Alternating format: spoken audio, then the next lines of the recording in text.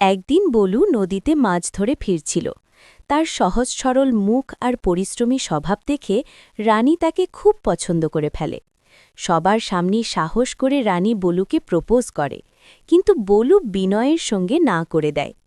এই দৃশ্য দেখে নদীর পাড়ের লোকজন হাসাহাসি শুরু করে। সেই দিনই সন্ধ্যায় বলু তার গার্লফ্রেন্ডের সঙ্গে দেখা করতে যায়।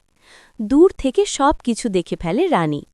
ঈর্ষায় অন্ধ হয়ে সে তার পোষা গুন্ডাকে আদেশ দেয় বলুকে মেরে ফেলতে। গুন্ডা সুযোগ বুঝে বলুকে হত্যা করে ফেলে। কিছুদিন পর আর একজন মেয়ে বলুকে প্রপোজ করে। বলু এবার রাজি হয়, কিন্তু রানী সেটা জানতে পেলে তাকেও খুন করায়। এরপর তৃতীয়বার আরেকজন মেয়ে বলুর জীবনে আসে। এবার রানীর রাগ চরমে পৌঁছায়। সে মেয়েটিকে অপহরণ করায় এবং পুলিশ দিয়ে বলুকে জেলে ভরিয়ে দেয়।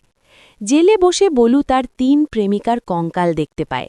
সে ভেঙে পড়ে, কান্নায় ভেঙে যায়।